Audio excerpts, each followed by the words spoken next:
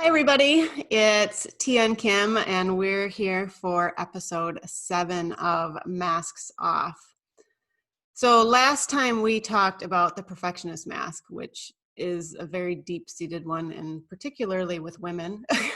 And we're going to talk about another one that is definitely more common in women. I mean, men do have it, so don't get us wrong here. And the quote that we're going to share about this mask, the people pleaser mask, is from Glennon Doyle in her most recent book, Untamed.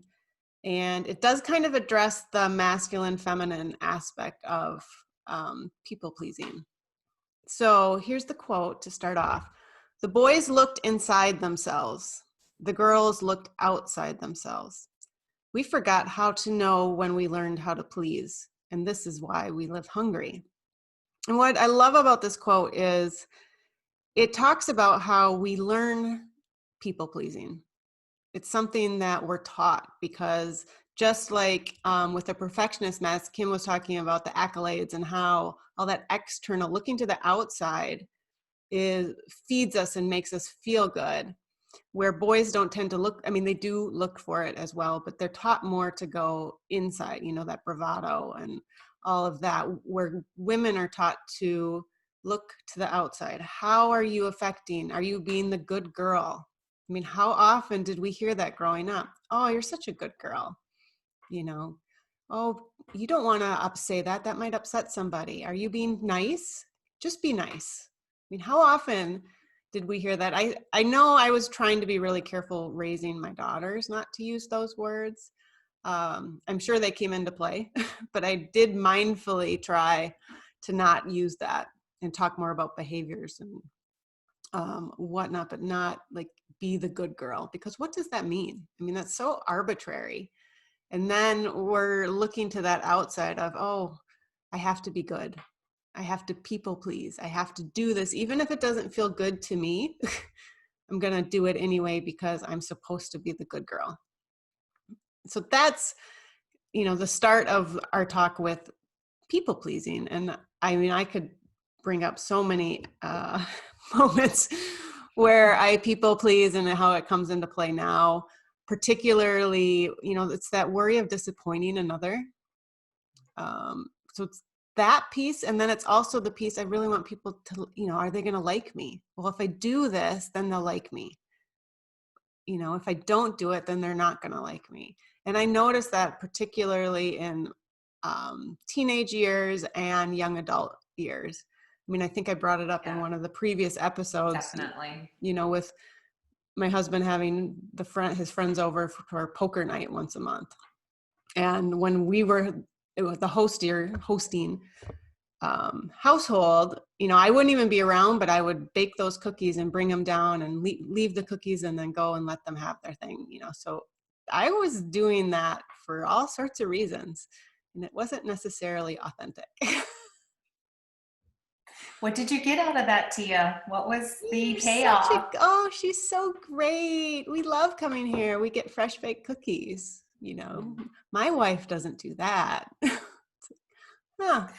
What's so ironic about the people pleaser, right? You think in people pleasing, you're doing it for the other, but wait a second, let's be real. Right. Like, really, who is the people pleaser really for? It really is for ourselves, right? Because we're feeling a hole somewhere within ourselves, an emptiness somewhere from within that we're trying to fill that up by pleasing the other, so that we get back the affirmation to fill us up.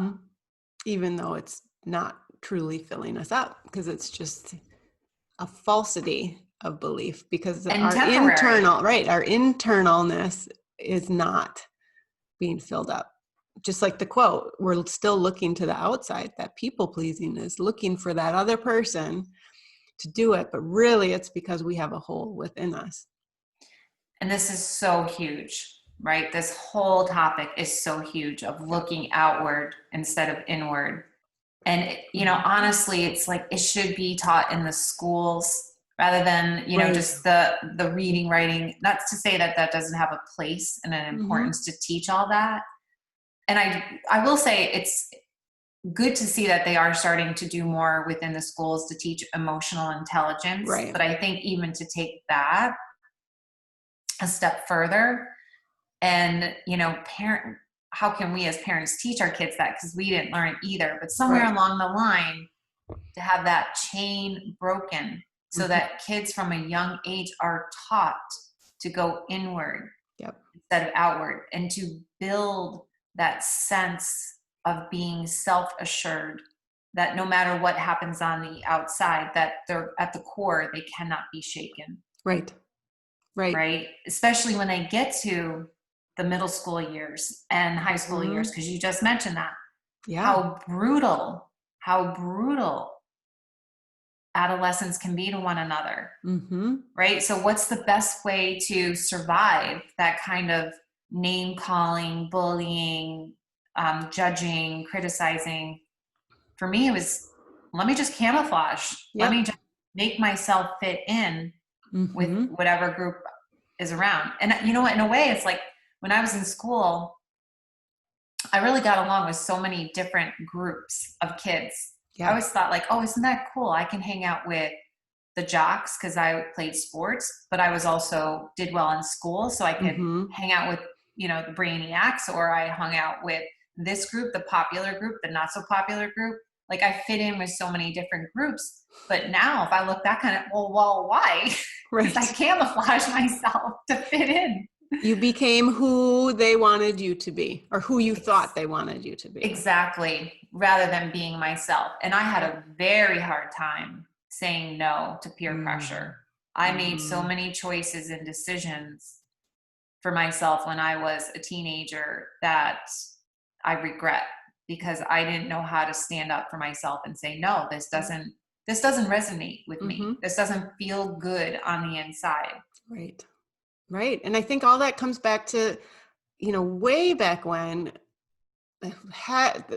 children stopping listening to their inner gut.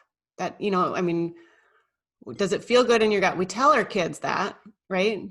Listen to your gut. But then in reality, we tell them to ignore it when it doesn't fit what we want, or what the teachers want, or what the coaches want, or whatever.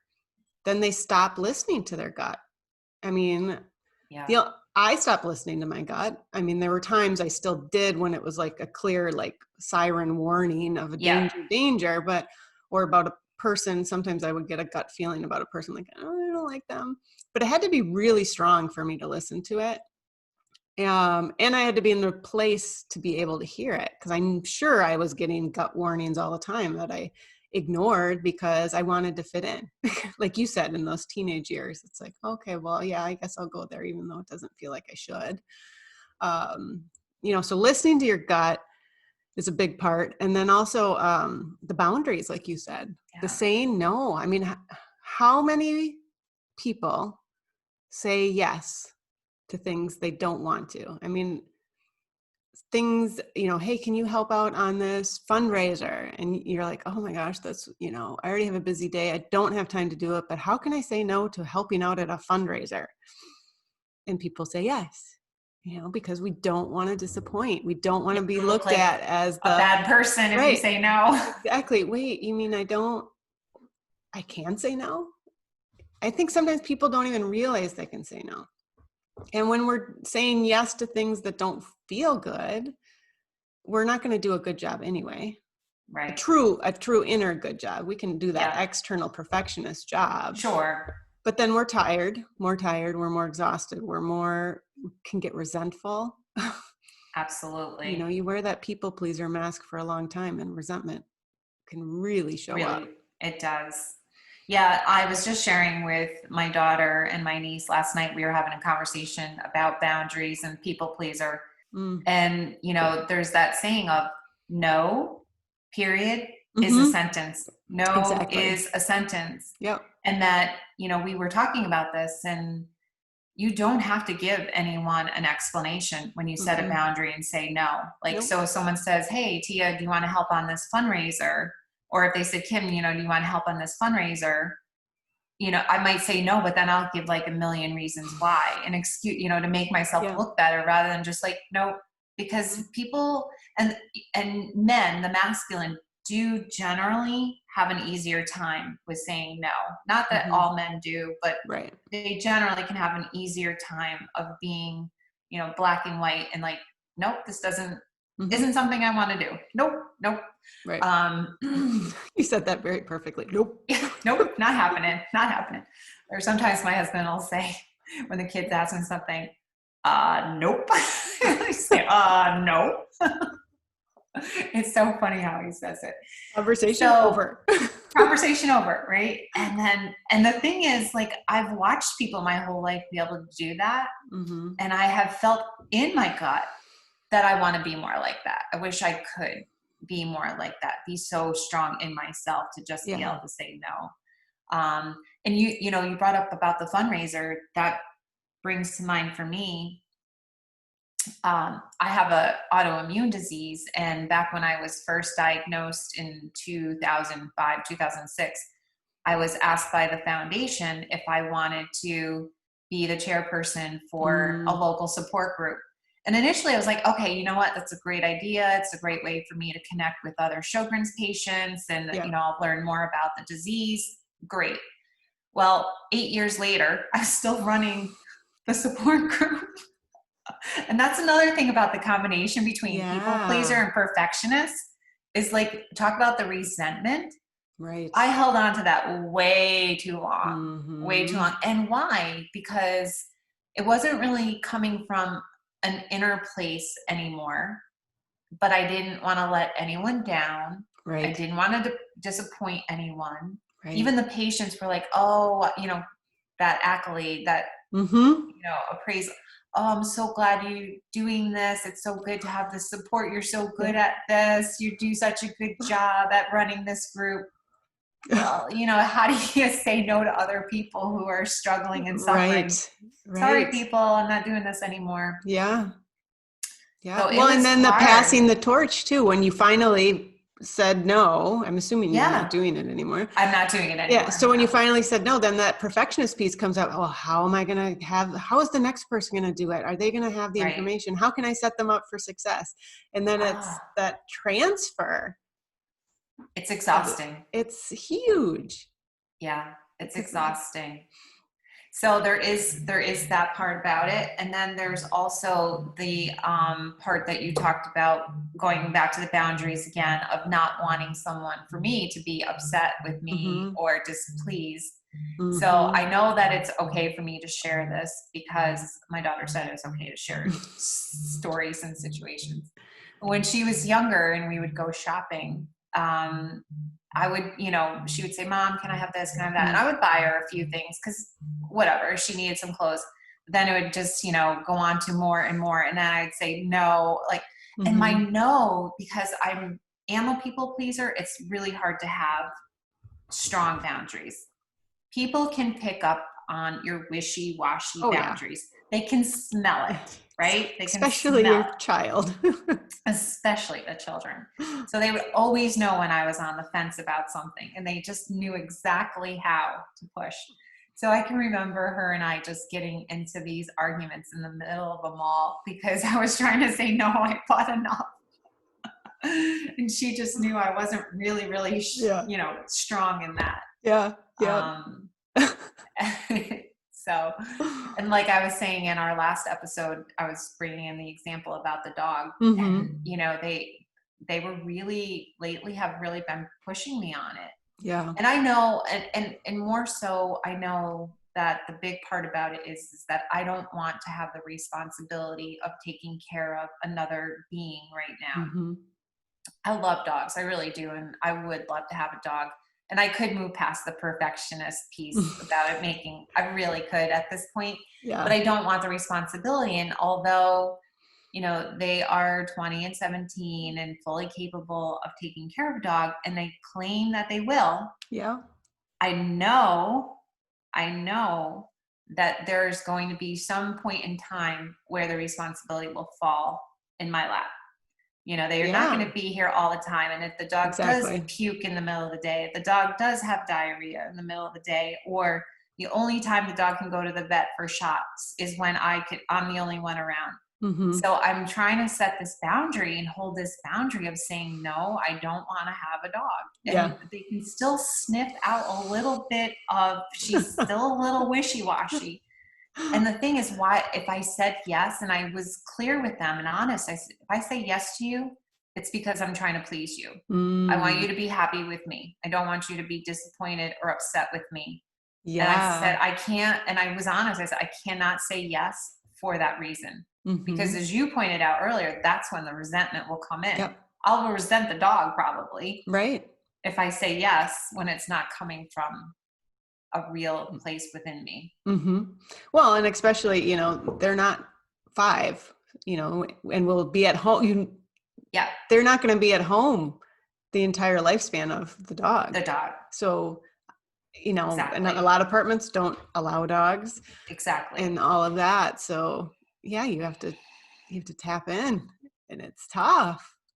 Oh, and I feel the war going on within me. You know, I can feel that energy of like, oh, just say yes. What's the big deal? And that's what I would do my whole life as a people pleaser, is justify.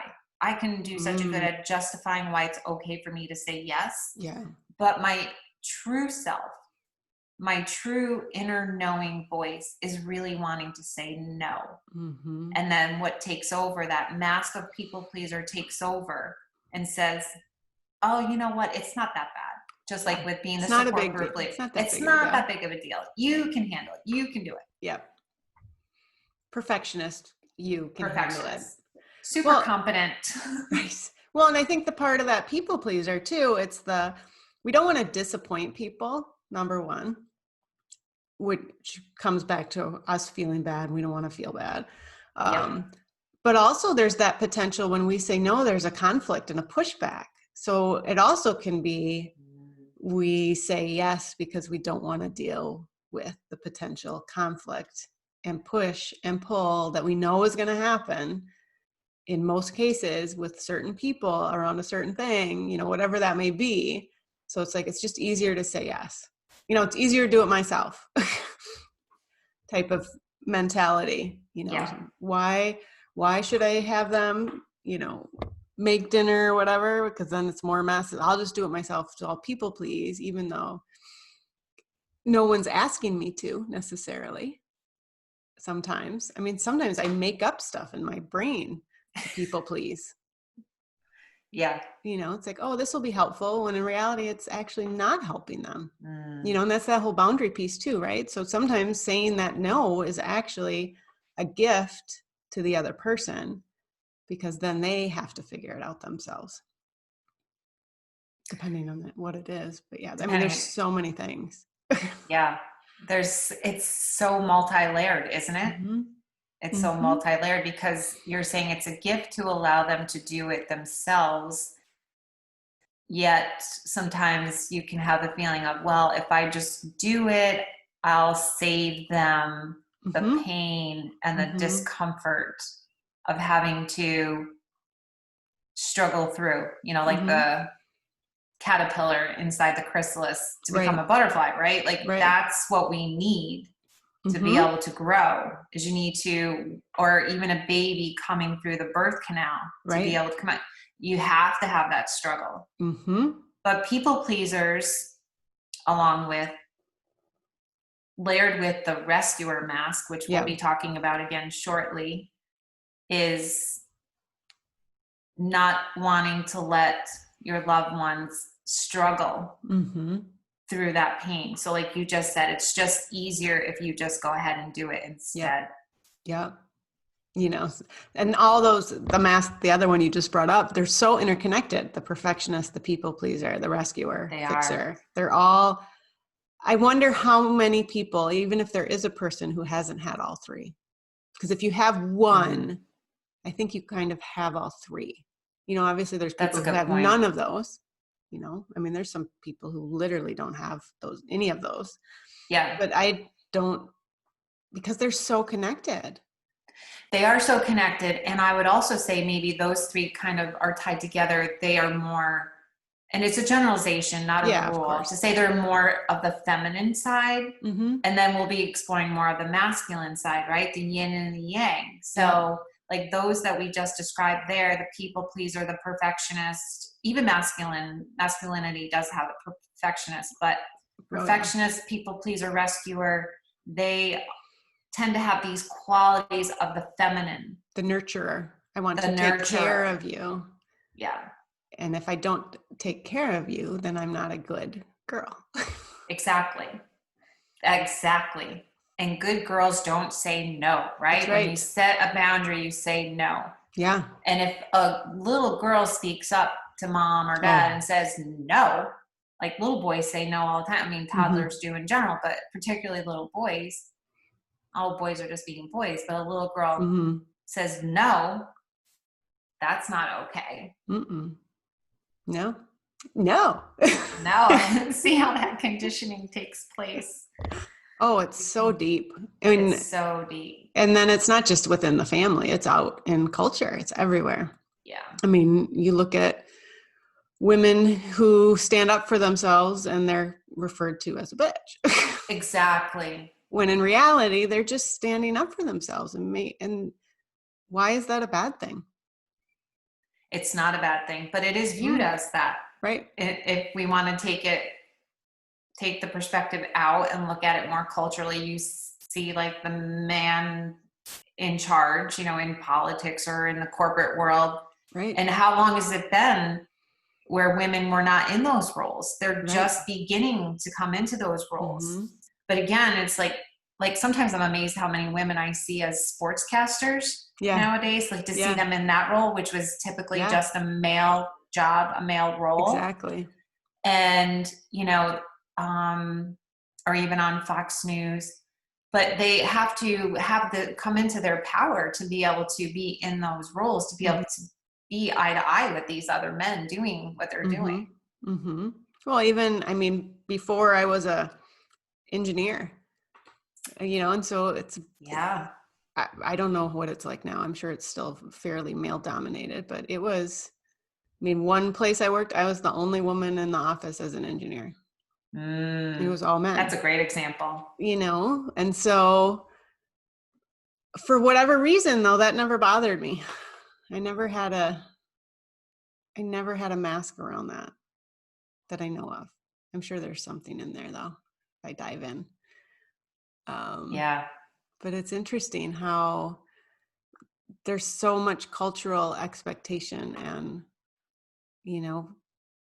nurses tend to be women. Yes. Yeah. But there's lots of male nurses. And the shifts, there are shifts even within more males are going into those professions where they're predominantly women. Like there are more male teachers, more male nurses. It's still female dominated, right? But it is shifting, which is good. So it works both ways. It works both ways. And I think, the goal in these episodes is to, inspire others to take a look at the masks and potentially peel back a mask or two. And also just to talk about the different masks and bring awareness, because oftentimes we just go through life not even realizing that we're wearing one. Right. And we're not realizing all the conditioning that we have. We're not to be vulnerable, to start to practice being vulnerable. There's so many reasons why we're doing this, because we're going to talk about so much stuff, but it's to open our eyes and increase our awareness and our understanding of who do we want to be in the world? Who are we? Inherently, who are we? As an individual? Exactly. Who are we? And also the end goal is to be more in alignment, to be more in alignment with who we truly are, to go back to, it's not becoming someone, because we already are. Right? We already are. We came into this world fully whole as a baby. We were born perfect. We were born whole, our true selves. And like I had said so many times about when I was a child and connected to nature and knew my true self, it's about coming back. It's returning. Place. It's a returning. It's a coming home. So that's, we hope to guide you guide the listeners to do that. Yeah. I feel like I'm breathing a little better now. Yeah. Taking a deep breath is good. Yeah. So I think that is good for this episode. Yeah. So do you have anything else, any other thoughts on that? I just want to, just inviting people to think about the returning back to themselves. And remembering no is a sentence. That's right. No is a sentence. Boundaries are healthy for everyone. No justification needed. That's right. All right. Thanks for listening. Everyone have a good day. Bye.